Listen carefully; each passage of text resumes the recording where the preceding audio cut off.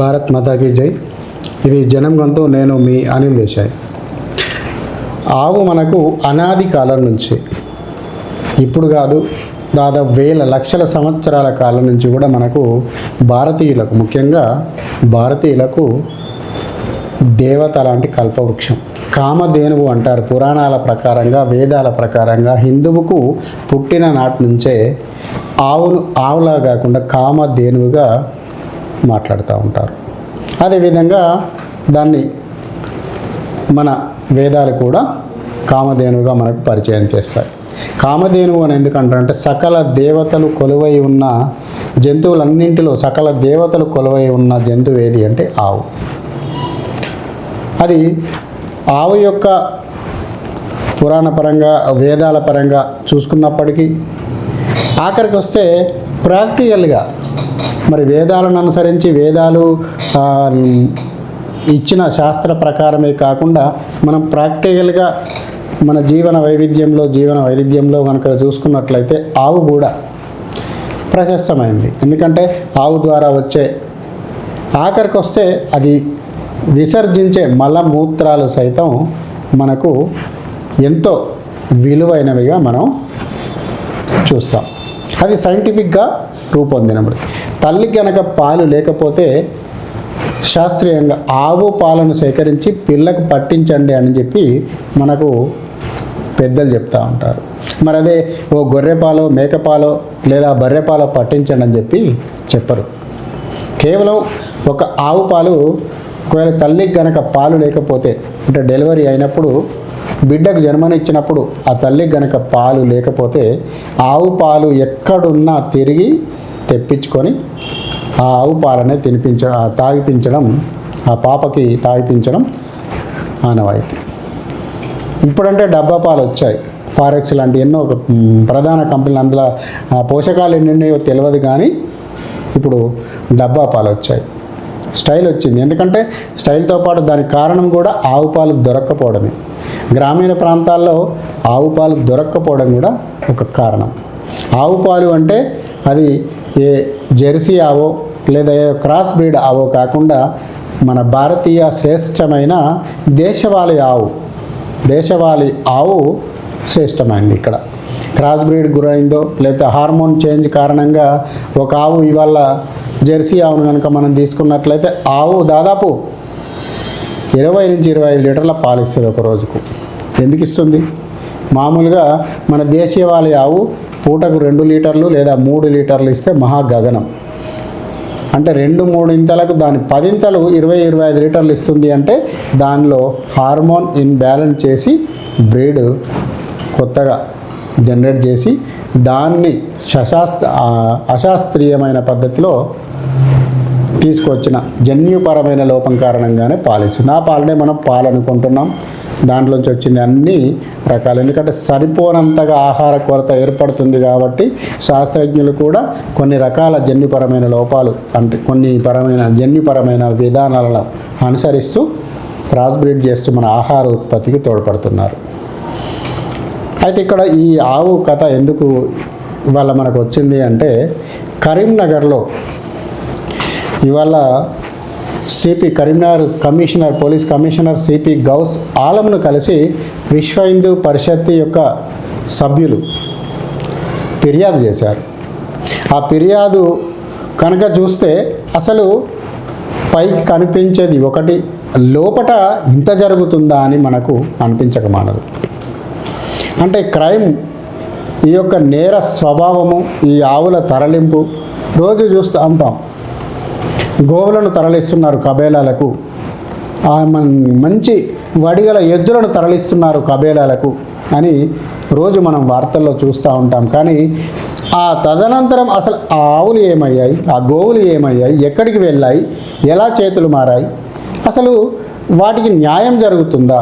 అంటే నోరు లేని జీవాలకు మరి న్యాయం జరుగుతుందా, వాటికి దిక్కెవరు అనే క్వశ్చన్లు మనకు రోజు నిత్యం వస్తూ ఉంటాయి ఆ వార్తలు చదివినప్పుడు. యథావిధిగా వార్తలలో మనకు అనిపించే అంశం, పోలీసులు అక్రమంగా కబేలాకు తరలిస్తున్న కొన్ని ఆవులను, ఎద్దులను తరలిస్తుండగా పోలీసు వాహనం వారిని అడ్డగించి పట్టుకున్నారు. అందులో నిబంధనలకు విరుద్ధంగా ఆవులు ఉన్నాయి, ఎద్దులు ఉన్నాయి, లేదా సంఖ్యకు మించి ఉన్నాయి, లేదా ఆవులు వెటర్నరీ డాక్టర్ అంటే సూచించిన మేరకు కాకుండా వడిగల ఎద్దులు లేదా పాలిచ్చే ఆవులు ఉన్నాయి. అందుకు మేము ఆ యొక్క వాహనాన్ని సీజ్ చేసి సదరు నిందితుడిని కోర్టుకు రిమాండ్ చేయడం జరిగిందని మనం వార్తల్లో చదువుతాం, వదిలేస్తాం. ఏం జరుగుతుందనేది మనకు తెలియదు. తదనంతరం ఏమి అని ఇక్కడ విహెచ్పి నాయకులు వీళ్ళు కార్యకర్తలు చెప్తున్న దాని ప్రకారంగా మనం చూస్తే అసలు స్కామ్కు ఎలా దారి లేపుతున్నారు, ఈ ఆవుల కొనుగోళ్లలో ఆవుల అక్రమ రవాణాలో వ్యవస్థలు కూడా ఎంతగా ఇన్వాల్వ్ అయ్యాయి అనేది మనకు ఇక్కడ ఈరోజు జరిగిన ఈ సంఘటన చూస్తే మనకు అర్థమవుతుంది. సాధారణంగా మనం ఆ యొక్క కేసు తీరుతున్నది కనుక మనం చూస్తున్నట్లయితే ఈ నెల మన ఏప్రిల్ 23వ తేదీన వాళ్ళు ఒక వ్యాన్ను పట్టుకున్నారు. ఏప్రిల్ 23వ తేదీన ఒక వ్యాన్ను పట్టుకున్నారు.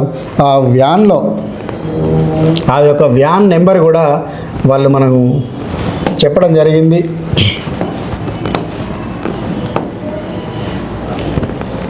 ఈ van Eicher van TS22 TA2152. అదేవిధంగా ఇంకొక వ్యాన్ కూడా పట్టుకున్నారు. 23/4/26 రోజున TS22 UD 8766 ఈ నంబర్ గల వ్యాన్ను కూడా పట్టుకున్నారు వీళ్ళు. ఈ రెండు వ్యాన్లలో దాదాపు 14 సంవత్సరాల లోపు అంటే నిబంధనల ప్రకారంగా భారతీయ చట్టాల పరంగా BNS యొక్క చట్టాల రూపకల్పన పరంగా ఏ ఆవు కూడా ఎద్దు కూడా 14 సంవత్సరాల లోపట ఉన్నది కబేలాకు తరలించకూడదు. ఒకవేళ వ్యాపారి కానీ లేదా రైతు కానీ కబేలాకు తనను అమ్మాలి లేదా కబేలాకు తరలించాలి అనుకున్నప్పుడు ఆ ఎద్దు లేదా ఆవు యొక్క వయస్సు 14 సంవత్సరాలకు పైబడి ఉండాలి. అది ఆవైతే వట్టిపోయి ఉండాలి, లేదా ఎద్దైతే ముసలిదై ఉండాలి. అది ఎందుకంటే అప్పుడు ఎద్దైతే వ్యవసాయానికి ఇక పనికిరాదు కాబట్టి దాన్ని కబేలాకు తరలించి ఒక రకంగా శాంతి చూపెట్టడము, లేదా ఇటుపరంగా శాంతి చూపెట్టడము, అవతలానికి ఆహార రూపంలో అందించడం. ఇక్కడ ఆవు కూడా అదే పరిస్థితి. కానీ ఇక్కడ వెటర్నరీ డాక్టర్ కూడా ఈరోజు వీళ్ళు తీసుకొని అంటే ఆవులు తరలిస్తున్న వ్యాన్ను దొరకబట్టి పోలీసులకు సమాచారం ఇచ్చి పట్టుకోగా అక్కడున్న స్థానిక ఎస్ఐ అన్వర్ గారు వాటిని తీసుకున్నారు, కేసు నమోదు చేశారు. కానీ ఇంతవరకు బాగానే ఉంది.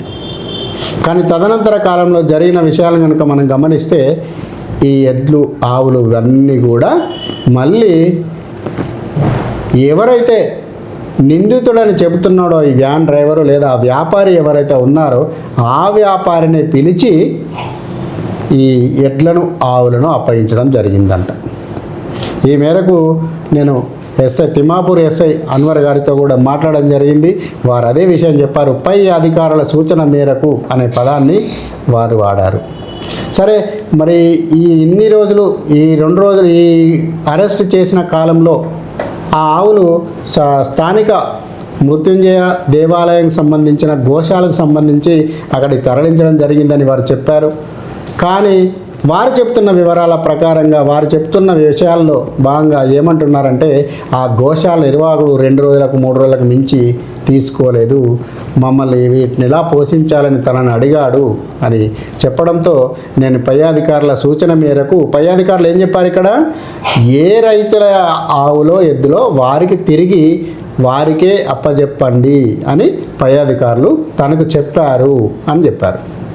కానీ ఇక్కడ జరిగింది ఏంటి అంటే ఏ రైతులకైతే ఇవ్వమని పై అధికారులు చెప్పారో కానీ తను చేసింది ఎవరైతే తీసుకువచ్చారో, ఎవరైతే నిందితుడిగా ఉన్నాడో, ఎవడైతే అక్రమ రవాణా చేస్తున్నాడో, ఎవడైతే నిబంధనలకు విరుద్ధంగా ఏదైతే ముతక వ్యవసాయానికి కానివ్వండి, ఇతరత్ర పనులకు కానివ్వండి, పనికిరాని పశు జాలాన్ని తరలించాల్సిన వ్యాపారి మంచి బలిష్టమైన మంచి బలిష్టమైన ఆవులను, మంచి బలిష్టమైన ఎద్దులను తరలిస్తూ సొమ్ము చేసుకుంటున్నాడో ఆ సొమ్ము చేసుకుంటున్న వ్యక్తికే తను మళ్ళీ ఈ ఆవులను ఎడ్లను అప్పచెప్పడం జరిగింది. ఇక్కడ వ్యవస్థ అంటే ఎటు నుంచి ఎడదారి తీస్తుంది, దీని వెనక ఎవరున్నారు? వాళ్ళు ఇవాళ ఆల్రెడీ సిపి గౌస్ ఆలం గారిని కలిసి ఈ మేరకు వినతి పత్రం ఇవ్వడం జరిగింది. కానీ వీళ్ళు పేర్కొన్న విషయాన్ని కనుక మనం చూస్తున్నట్లయితే ఇక్కడ ఒక్క ఆవు ఎద్దు కూడా మనకు ముసలిగా కనిపించడం లేదు. అంటే ఇంతటి దుర్మార్గమైన వ్యాపారము నిర్వహిస్తున్న వారిని వెనకేసుకు వస్తున్న వ్యవస్థలను ఏమనాలి? వారిని ఎలా కట్టడి చేస్తారు? మీరే అధికారులే. ఇక్కడ ఎవరైతే రైతులకు అప్పగించాలో రైతులకు అప్పగించకుండా నిందితుడిగా ముద్దాయిగా ఉన్న వ్యక్తికే అప్పగించడం వెనుక మతలబు ఏంటి అని ఇవాళ ఇక్కడ విహెచ్పి నాయకులు కూడా ప్రశ్నిస్తూ ఉన్నారు.